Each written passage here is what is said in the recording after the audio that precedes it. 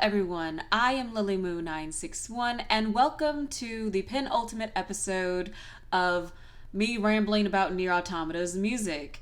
As per usual, I'm going to go through the music. We're on disc 3, we're going through the second half of disc 3, and I'm going to talk about NieR Automata's music as it plays in my ear. You guys won't hear it because Square Enix can be a bit weird copyright with their music.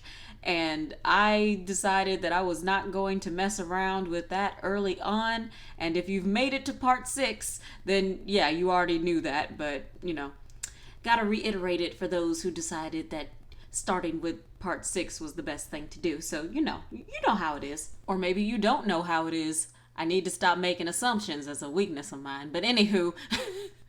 That's not the point of this video. The point of this video is definitely not to point out my myriad of flaws. The point of this video...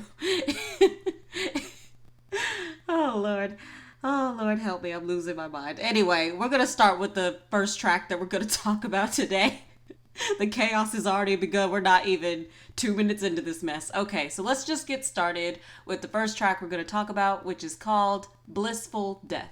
So, Blissful Death is a track that I personally associate with Emil because it plays in the area where you're kind of looking for Emil's house for a specific side quest that you would have to do. You have to go underground and into this sort of underground oasis, and near that is where Emil has set up his home.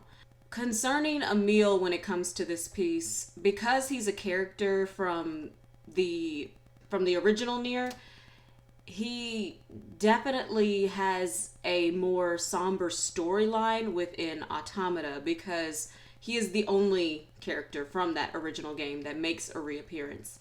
And even in this game, he's technically not the same character that we connected with in that other game. As is stated in one of the side quests that you do for Emil, he split himself into a multitude of clones.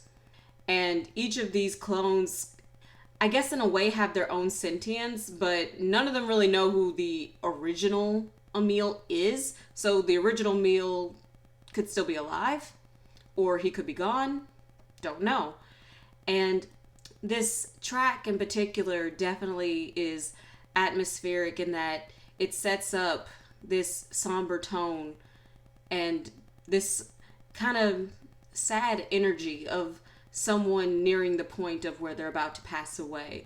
And if you play through Emil's final side quest and you actually beat it, this is after you collect all the weapons in the game, and not only collect all the weapons but get them to their highest level, you earn the chance to actually fight the Emil clones in the desert. If you actually complete that quest and don't go for ending Y, and you actually complete the quest, the clone of Emil that we've gotten to know within Automata ends up passing away. And I feel that this track kind of invokes that general feeling of how Emil was kind of approaching that state even before the quest. He was just basically kind of wandering around and was selling things, collecting items, selling things, basically helping to be a 9S out, or even A2 if you are completing different things, like if you encounter Emil as A2. So it's kind of like, it all just kind of builds up into this situation where Emil doesn't really belong in this atmosphere. And it's not that he doesn't fit into it at all, but like, he's just not meant to be there. You can kind of just feel this energy that he is from another time. He is from another environment, from another place, and knows different things that our characters wouldn't necessarily realize. And he, in his final moments, is just, still missing his friends and is happy that he's going to be able to see them again, even though he's technically not the original Emil. So it's just a very interesting piece of music in terms of where it plays and how it relates to Emil. And I also just really like the song in general. It is a really atmospheric piece, so it's not one that it's not in the top 5 or anything like that, but I do enjoy it and it's good. So on to the next one. And speaking of Emile, the next track we are going to discuss is Emile, Despair. Okay, so one thing that's really cool about this track is that it definitely fits Automata really well in terms of like the way it's arranged, the percussive elements of it. Like you can really feel the drums in this piece, and the vocals are also just on point. And as a battle theme, it works really, really well. Primarily, if you're just playing the main game, I believe you only hear this when you're playing as A2 and there's this sort of centipede machine that you fight, and this song does play. I'm not sure if the vocals play with it, but this song does play when you're playing as A2 and you're fighting that machine. But primarily, this is the theme for that big battle I was talking about a few minutes ago, where whoever you're playing as, whether it's 2B, 9S, or A2, and you're doing this final side quest for Emile, and you're fighting the Emile clones. Oh, this song is going at full volume, full speed ahead. Like this, it's really good too, especially this section where there's this one person singing in the middle, and it's nice. It's, as a battle track, it is really good one. It stands out so much, and I apologize for not having as many expressive words to use at this moment because the music is in my ear, so it can be a little distracting. And also at the same time, it's hard to talk over it when really all I want to do is just listen to it and absorb it and just experience it, because that's just how great the soundtrack for NieR Automata is. It is just a phenomenal soundtrack that holds so much atmosphere and emotion that even if you're trying to talk over it, as I am in this moment, it just pulls you in, and I can just feel the absolute despair that Emile has been carrying on his shoulders ever since he parted ways from Kaine and Vice and NieR, and this is just the theme of that despair that he's been feeling, especially after splitting himself into all these different clones and in some ways losing parts of himself. But it's just and because he split himself into all those different parts, he's having a sort of identity crisis here, and the clones all kind of want to destroy the world and just eliminate everything. And because I'm playing the original NieR right now. Still, I'm going through it with my dad, and it's just knowing Emile as a character, and then when you go into Automata and you experience Emile's story within Automata, it's a gut punch in certain ways, simply because, So, but back to the music, because that's what I'm supposed to be talking about. It's a very expressive piece. And again, the main thing that I really love about this version of Emile's theme is the percussion. It is very strong, very present. It just sells the emotion, and it's brilliant. I love it. I don't think I have anything more really to say about it. It's just a really great piece of music, and it just showcases again why NieR Automata's music is just some of the best music in gaming. Keiichi Okabe, Keiko Hoashi, and all the different composers that were involved in creating this soundtrack, and not just this soundtrack, but for the original NieR as well. Hats off to you, kudos to you. Y'all know how to make masterpieces, and all I can do is just applaud y'all. You guys did a great job.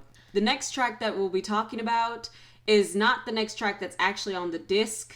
I will get to that in a second, but before that, I do want to talk about Emile's sacrifice and how it is used within NieR Automata. Emile's sacrifice is one of the most heartfelt, gut-wrenching songs within the original NieR. It is used so effectively for different moments, which I will not discuss in this video since this isn't the video talking about the original NieR soundtrack, but in particular, the vocals are just so powerful. And in Automata, this particular track is only used once. It is used after you defeat the Emile clones, and when Emile is talking to either 2B9S or A2 about, being happy that he can see his friends again because he's dying. And so in his mind's eye, he sees NieR, he sees Kaine, he sees Vice. And you can hear when the voice actress for Emile, and I'm speaking of the English version in particular right now, when you hear Emile speak about his friends, you can hear the voice actress, it's almost as if she's smiling in the booth while she's saying what she's saying toward the end, almost as if she had missed those characters as well. And it's just So this piece is incredibly powerful for the emotions it invokes in terms of the story. And I know at this point in my rambling about NieR Automata's music, I'm speaking a lot less about the music itself and more about the story content and what it means for the story. And the reason I'm doing that more so now is because we're at that point in the soundtrack where a lot of the musical beats are tied to the emotions in the story. And so I can't really talk about the music and the depth of it without really digging in deep into those emotions. And since Emile's sacrifice is only used at this particular point, I don't have a whole lot more to say. So the other comments that I have toward the music, like the string instruments and different things that this music conveys, I will probably save for when I eventually go through and talk about the original soundtrack for the original NieR. But for the time being, I do want to say that I believe that using this piece within Automata in that particular section was just absolutely perfect. Perfect placement, beautiful placement, and again, I just really appreciate the emotional weight that the music has. It is even if you don't really know the story, you can feel the emotions just from listening to the different pieces, to the different songs. And Emile's sacrifice in particular, if you want to know the emotional high points and low points of Emile as a character, this is the song to listen to. It perfectly captures all of that. And that's all I really need to say. So we'll move on to the next one now. After 13 minutes of talking about songs pertaining to Emile specifically, we are now moving on to songs that have nothing to do with him. And so the track that we are going to talk about next is called Faltering Prayer, Starry Sky. With this song, it is different from the other Faltering Prayer in the fact that it starts with a music box. And so it's a lot quieter. And from what I remember of this track, because I haven't heard it in a minute, it takes a long time for the vocals to actually kick in, and all you really hear is just these small little chords from the music box, which does create a different feel from the other Faltering Prayer. And I can't say it conveys much of a different feeling. It almost sounds like the prayer itself is so weak that it can't even fully reach the sky anymore. It's one of those types of prayers where it's built on such sadness and such despair that the person who is praying isn't even expecting it to even reach the sky. And perhaps that's why the other half of the title is called Starry Sky, because it just has this feeling of there's this prayer that's trying to reach up to the heavens, but the person praying already feels like it's not going to get there. And that's extremely sad, especially when Emmy's vocals kick in. It's even more breathy than the other version of the song that you hear in Automata. It's weaker, and it's purposely weaker. And it makes the weight of it hit even harder. The only issue is that I do not remember when this song plays in the game. It probably happens after some sort of side quest, but I'll be honest with you, I don't remember. I have no idea when this iteration of Faltering Prayer plays at all. And that's a shame because there's so many different points in the story, whether it be the main story or even other side quests, where this song in particular would have been just perfect. And again, it's another one of those cases where the music is typically implemented in Automata so well, and then there are certain songs like this one where in my head I am trying hard to remember when it plays, and I cannot tell you when it plays. I just don't remember, and I wish I did. Maybe at some other point I can come back, because since this is a rough draft of a deeper analysis that I would like to do in the future, I would probably eventually come back and know when everything plays and have an exact idea of when this track is used. But for right now, all I can say is whenever this track was used, it wasn't impactful enough for me to actually remember it. And that's kind of a shame, since the other version of this song I do remember playing in the game. It was impactful in part because it actually did feel a bit like a weird placement for that one too. Most of the songs, the vast majority of the songs in this game are implemented so expertly that the few that aren't implemented quite as well just kind of leave you with this weird feeling. So, but anywho, it's a good song. It's used well. I feel I got distracted for a second and just immediately contradicted myself. What I meant by used well is that it just sounds good. But guys, I'm tired. I'm so tired. See, and this is why, and I'm not even sleep deprived this time. It seems when I'm actually rested, I can't talk at all. I can't make sense of anything. I do better when I haven't slept. But okay, I'm done. I'm moving on to the next song.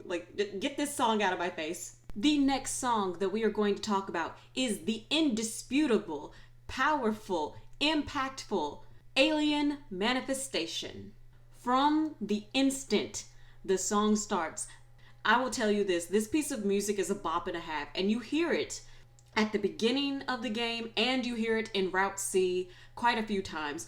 This is one of those songs that once it gets in your head, it is in your head forever. It is so iconic. And the thing is, this is one of those tracks where it's another one that took time for me to really appreciate it, but it is just top tier. The nasally vocals that kick in after the build up at the beginning with the beats and just, it is so good. I absolutely love the progression of this track and how the dynamics just continuously build throughout the song.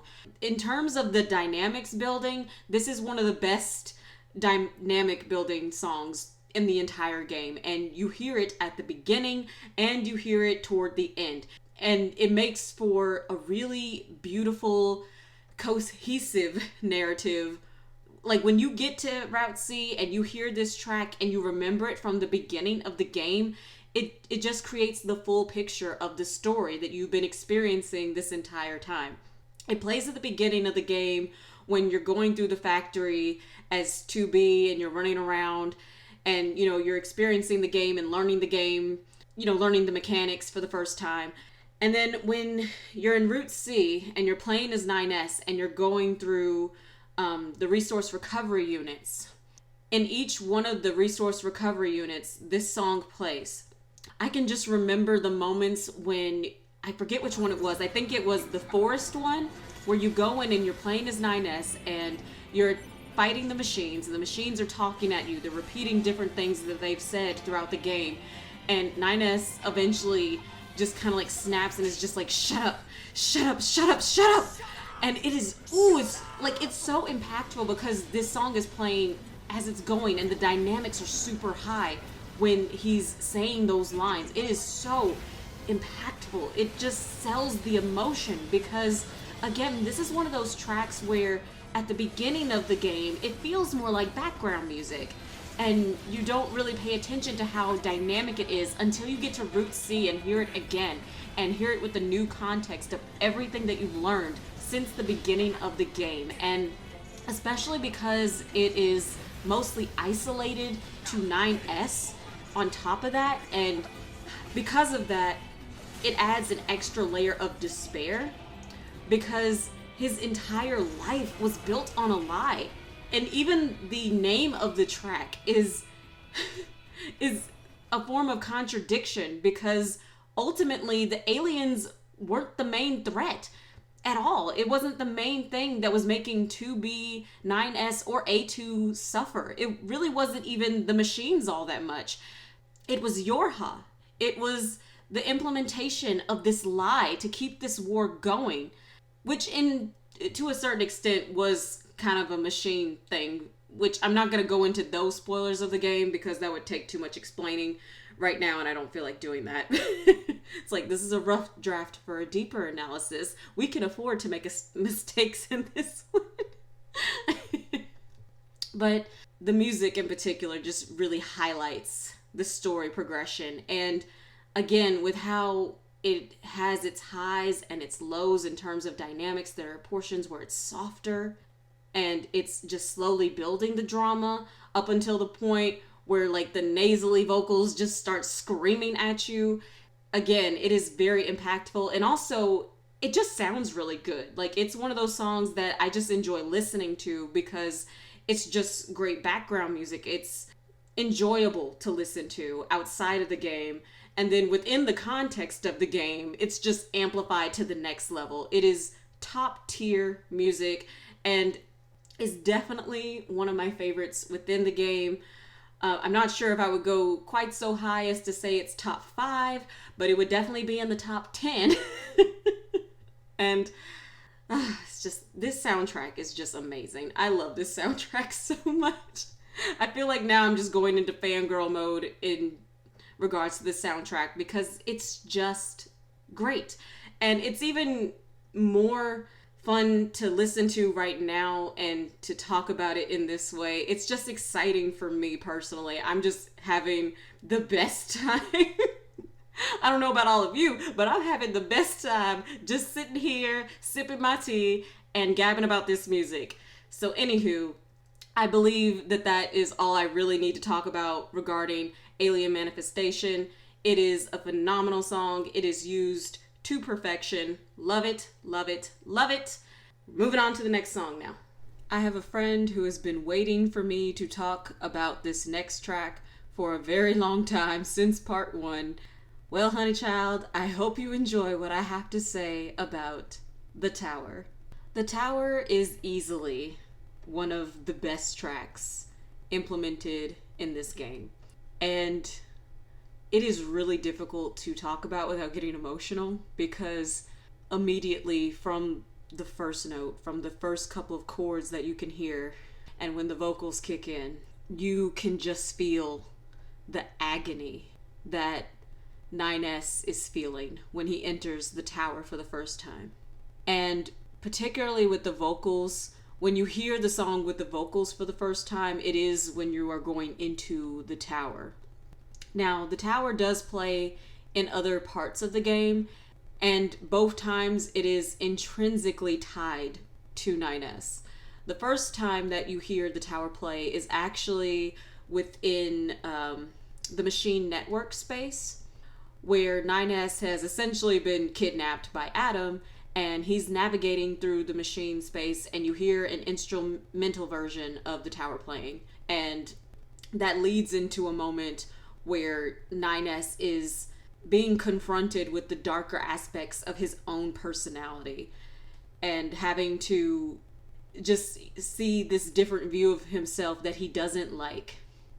And then we hear the tower again, the instrumental version, when we are in Route C and we're in 9S's shoes for the first time within Route C, when he's just helping the scanners out to kind of disable the machine network for a bit or just weaken it before the main battle starts in the city ruins.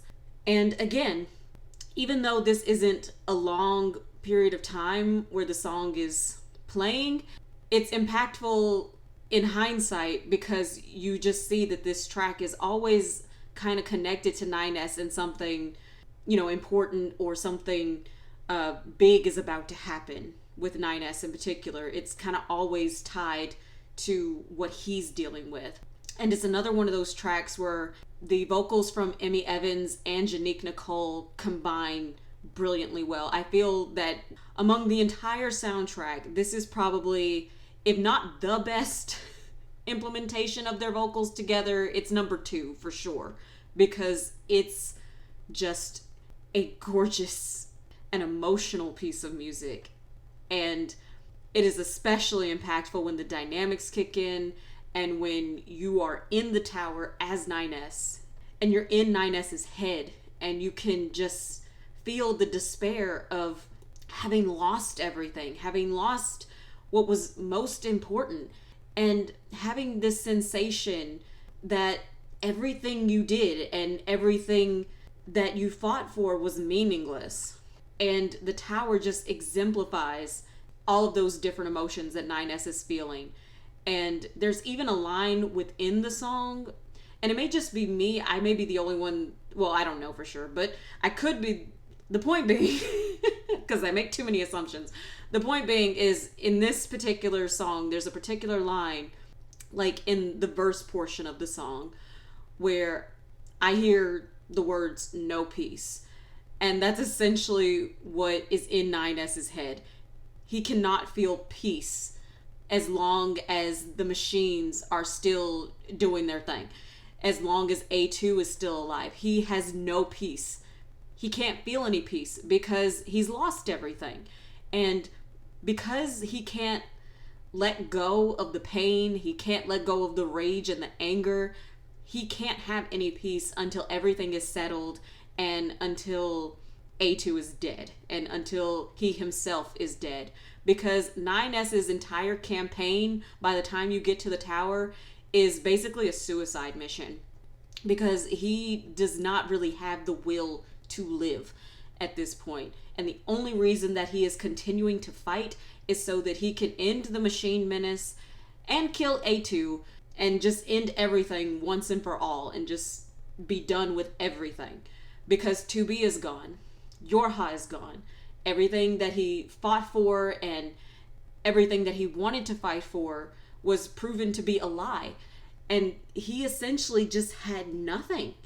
It's a heartbreaking portion of the game where you yourself as the player, because you saw 9S at the beginning of the game being this more cheerful and exuberant character, when you see this progression and you see him in the depths of just pain and sorrow and madness, and you see him express this deep resentment that he's always had inside of him but just never really expressed because he didn't have a reason to express it, it's painful. And this song just exemplifies the pain of everything that he has learned and everything that he's going to learn even within the tower. It is a painful song. It is a painful campaign. It is a lonely campaign. And it's a destructive campaign. And there's no real way out for 9S in this particular situation, in his mind anyway, but death. And that hurts bad. As the player, as you're playing through the game, it just hurts. And this song exemplifies just all the painful emotions that he's feeling. And again, I do challenge you guys, those of you who are mainly just listening to the soundtrack and aren't necessarily like willing to pick up the game, I do encourage you guys to listen to this track and to listen for the words "no peace" in like the verse area of the song.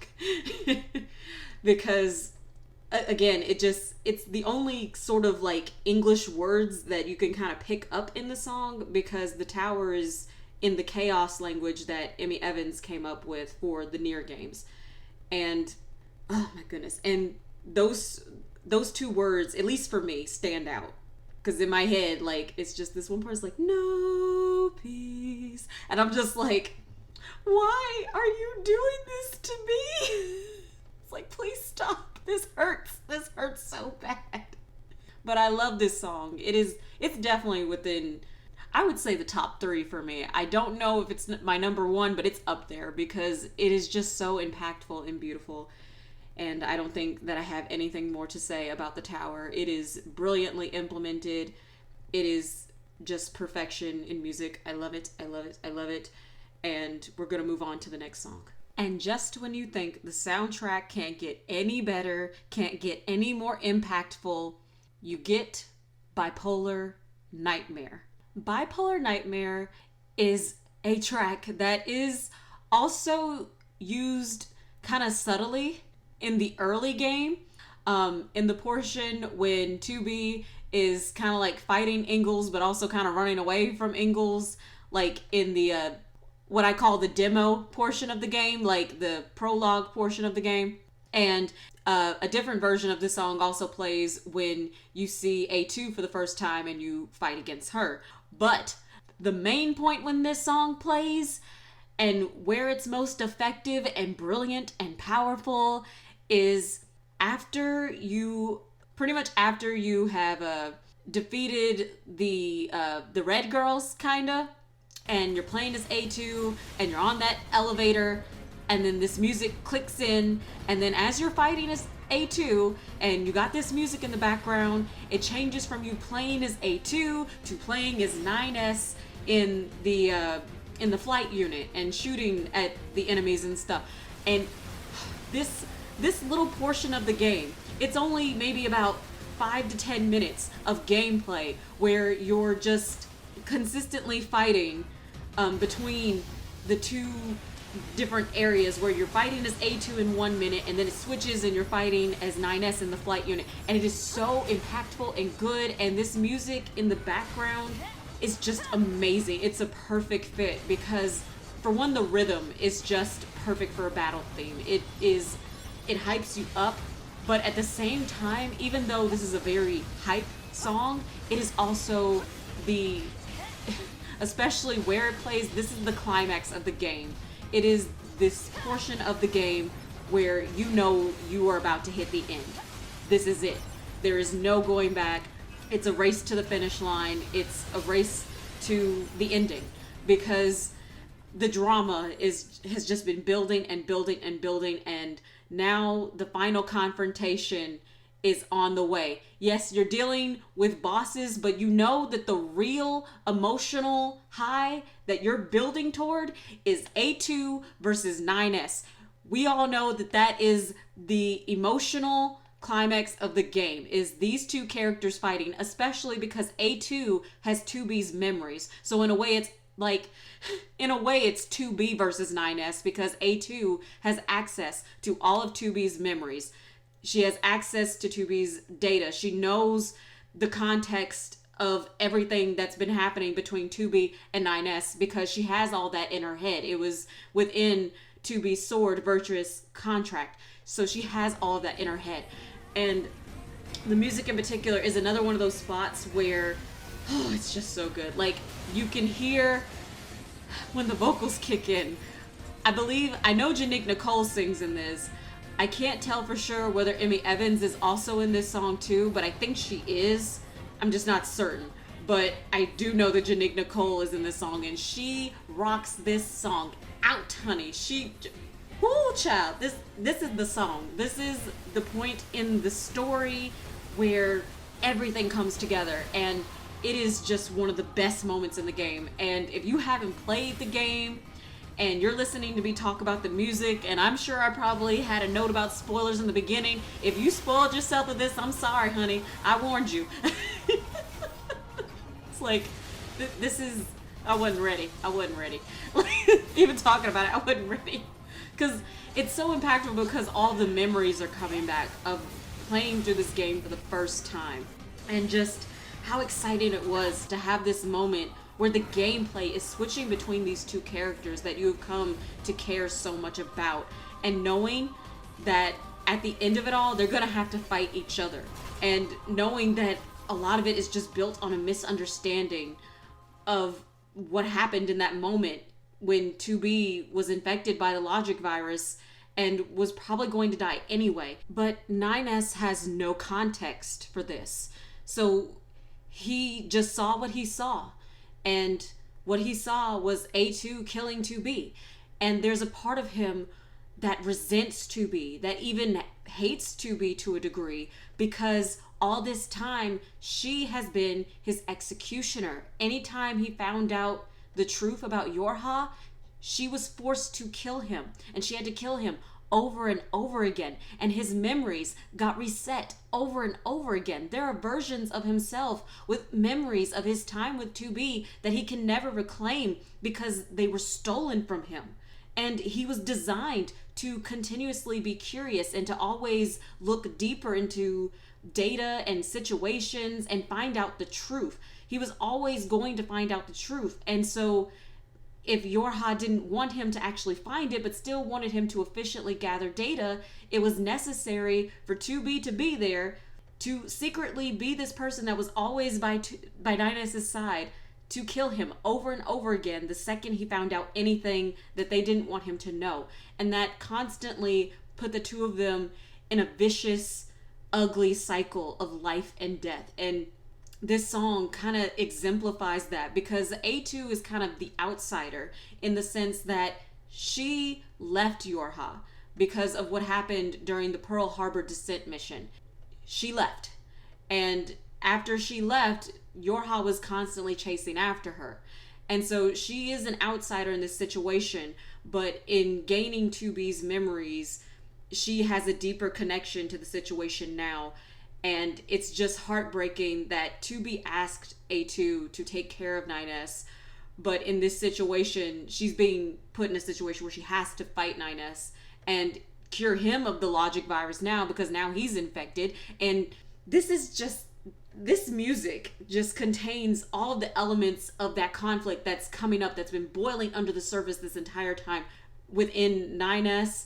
And again, because A2 has 2B's memories, in a sense, this is the culmination of 2B and 9S's relationship and the violent and toxic aspects of their relationship. This is it. This is where it stands. And I absolutely love the progression of this music, the way the vocals just completely sell not only the passion behind the emotions that 9S is feeling, but also the sadness and the solemn nature of what A2 is feeling, because she also doesn't have a real reason to keep going. She has also been sort of on a suicide mission for a long time herself. She wants to destroy the machines because she hates them for what they did to her squad. And beyond that, she didn't really have a reason to live, but she just kept going because that was just what she needed to do in her own mind. That's what she felt she had to do. She had to survive long enough to end the machines.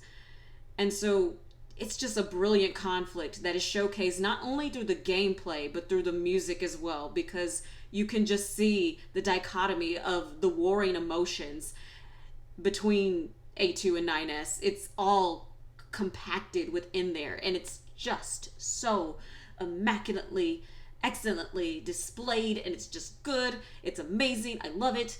And I could ramble about this song even more if I wanted to, but I'm not going to, because I feel like I've been talking about it long enough. So we're going to move on to the next one. But I love this song. Again, it's another one of those songs where it's been in the top spot for me in the past. It's been number one in the past. I'm not sure if it's my number one pick in terms of the soundtrack right now, but it's still up there. If it ain't number one, it's number two. So there we go. And yeah, I'm done. We're going to the next one now. The next song that we are going to discuss is called The Sound of the End. Now, of all the songs used in NieR Automata, I feel The Sound of the End is used the most. Like, it's used so often that I cannot pinpoint all the places where it is used. It's used a lot. Like, there's this one optional boss fight that you can do. This song plays. During the battle against Eve, before you get to the main boss where you're fighting Eve himself, there's an earlier portion of it. This song is playing, and so it plays in Route A and Route B.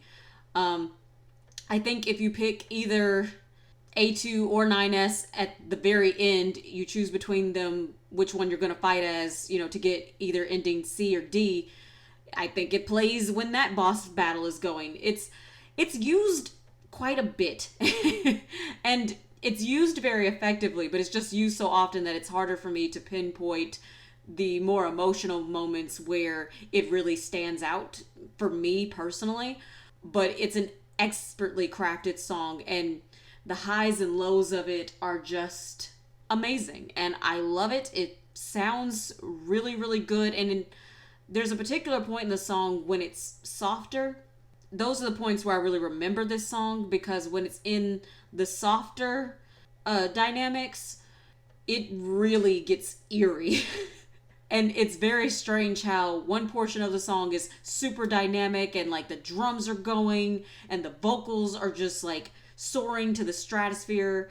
And then when everything falls out and you just have the vocals and like the little bits of piano playing, how eerie it becomes just all of a sudden. And I do remember one particular moment where the vocals are the only thing that are going, with the piano chords kind of going in the background. And I think it's when NieR is looking for 2B right before A2 kills her, and he's running across the bridge, and then the music just stops, and then it's like, oh no, 2B gone. And well, yeah, so, and again, it's just very crazy to me how the louder portion of the song, you know, is very bombastic and it's in your face. But then when everything kind of drops off and it's just that little bit of piano playing, and it gets eerie, but it's so good. It's like atmospheric and it makes you want to whisper. Because it's just very quiet and it makes you listen. And I love that because it just sells the moments where, when the music needs to be quiet, it sells the moments of despair and agony. Like, I can remember now this moment when Eve was going like, brother, brother, and like crying. And this was the portion of the song when it's quieter. I feel that this song is a lot stronger when it's quieter and then just has the vocals come in. It creates that eerie feeling, and it just sells the sorrow that a lot of these characters face. And I absolutely love that. I love it when the music can sell the emotions of the characters. And I do feel that, like in games in particular, it is really amazing when a piece of music can sell the emotions of the characters, as they do in Automata and in NieR Replicant, and it just works really well. And I can't say anything more about this song. It's just it's a very solid piece of music. It's definitely not one of my favorites, but when I hear certain parts of it, I can remember certain moments from the game that were impactful for me, that made me that just made my heart like break and sink to my stomach and just, you know, hurt me. It was just like, why are you doing this? Stop, please, you are hurting me. And this is actually the last song we're going to talk about today, because I just remembered there's one other moment where the quieter part of this song plays, and it's another NieR moment.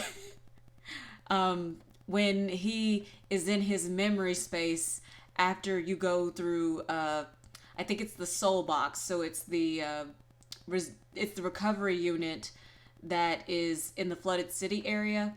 After you complete it, you go in and you're playing as NieR, and he sees 2B's data, and then all of a sudden the data starts disappearing, and basically 2B's data ends up turning into a sort of like monster thing.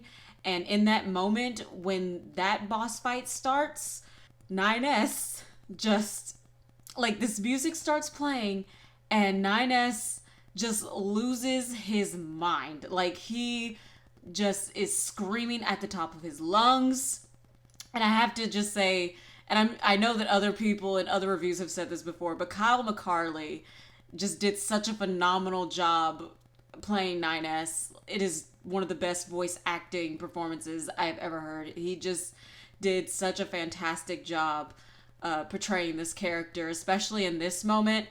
And the music complements his vocal work really well in this particular moment, especially when NieR starts stabbing the 2B data, and it just, that's another one of those moments where this particular piece of music was used and was especially impactful because of the softer layers of the music and not necessarily the more bombastic parts of it, because the louder portions of it don't really work quite as well.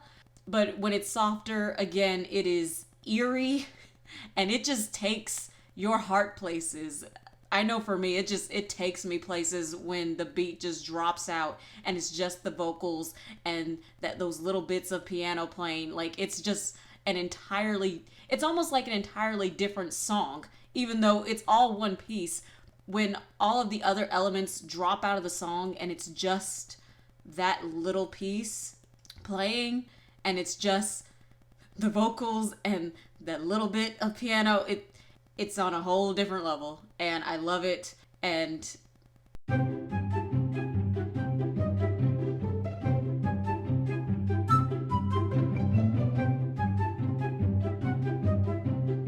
it doesn't matter. None of this matters. 9S. What if it doesn't matter? Why do I long for humans like this? Why do I desire the touch of something that no longer exists? It's how we were made. Androids were designed to protect their human masters. Our core programming demands that we... Shut up! Shut up! Shut up! Shut up! Fine. I'll just destroy it.